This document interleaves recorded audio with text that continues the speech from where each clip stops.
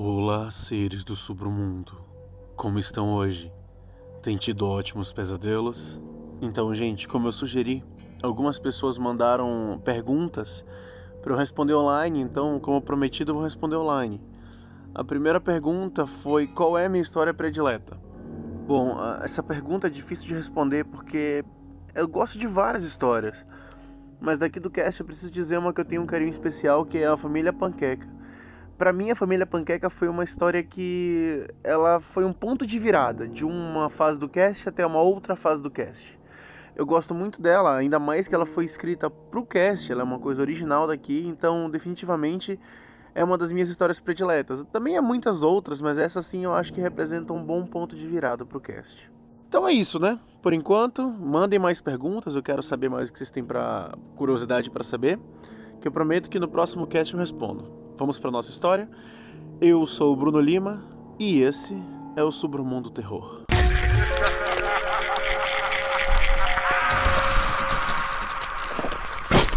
Submundo Terror.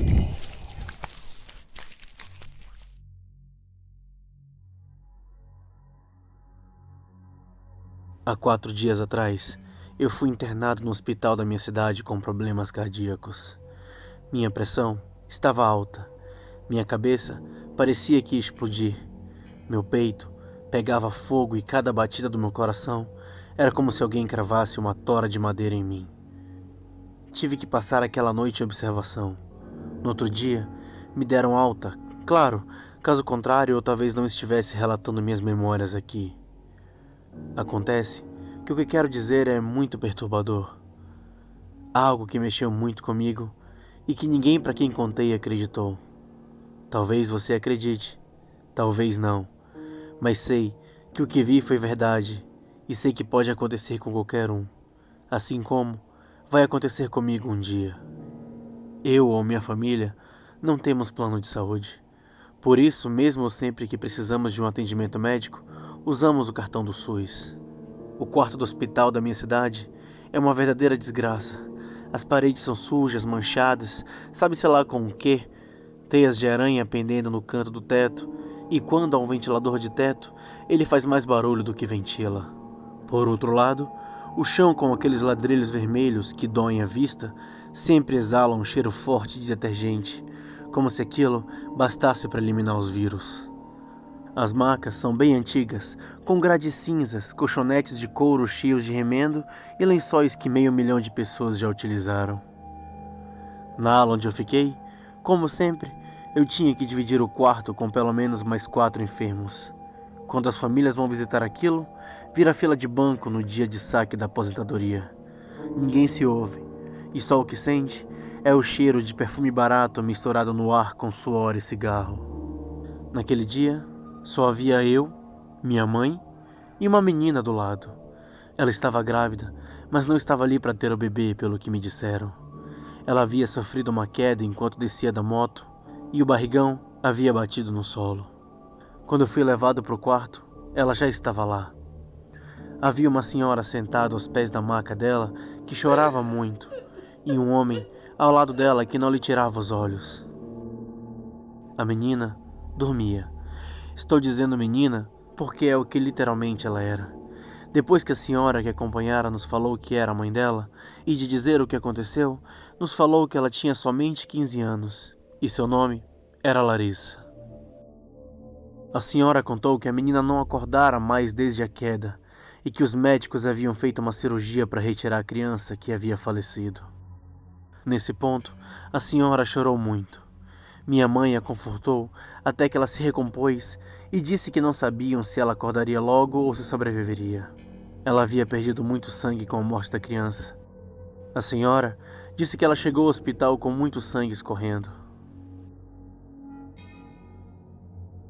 À noite, quando tentava dormir e não conseguia, pois alguém se lamentava de dor no quarto ao lado, olhei para minha mãe, que dormia em uma das macas vazias. A senhora, mãe de Larissa, dormia em uma cadeira de plástico, do lado da filha, segurando-lhe a mão. A cabeça da velha estava afundada no peito e um ronco fraco denunciava que, mesmo imóvel, ela ainda estava viva. Já Larissa não se movia, nem fazia nenhum barulho. Eu fiquei contemplando a menina, tão jovem, com um rosto que indiscutivelmente antes era moreno, agora estava completamente pálido. Ela toda estava pálida, as pernas abertas debaixo dos lençóis, uma sonda e muitos gases impedindo de o sangue da menina jorrar de uma vez. Depois de algum tempo, os lamentos ao lado pararam.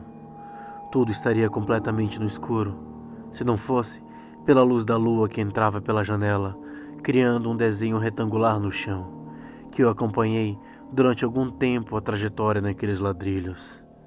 Eu não conseguia cair no sono. Em algum momento, o tempo pareceu parar.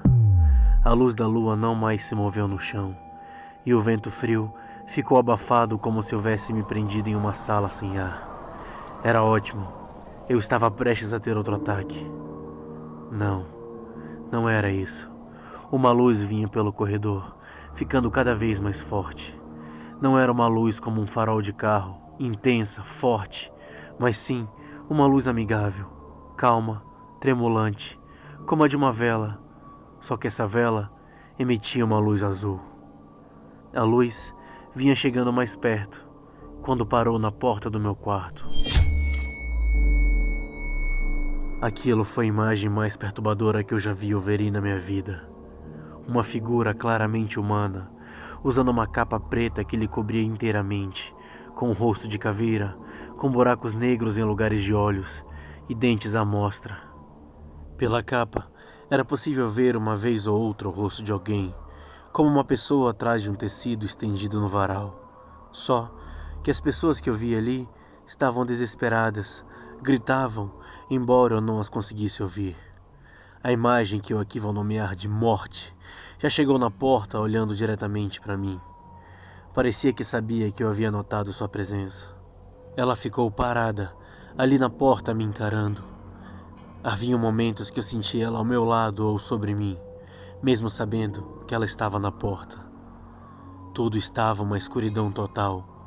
Não conseguia mais ver minha mãe ou as outras macas, só onde a pouca luz da morte iluminava.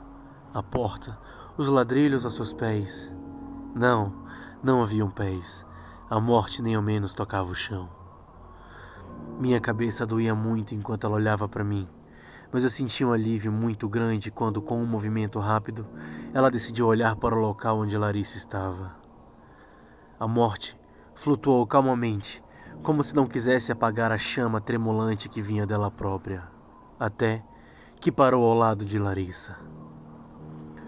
De costas para mim, a morte virou a cabeça 180 graus e bateu os dentes. Depois, mais 180 graus e olhou novamente para Larissa.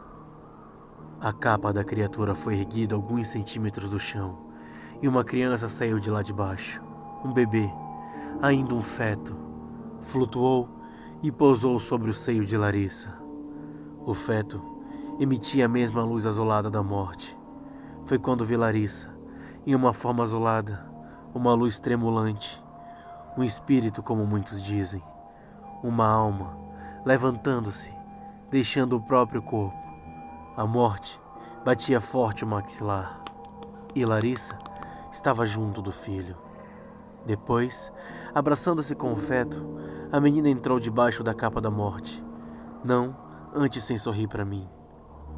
Saindo da sala, a morte virou o crânio em minha direção, me fitando, mesmo estando em movimento, e eu vi a luz azulada desaparecendo pelo corredor do hospital, enquanto ecoava o som dos seus dentes estalando em minha mente.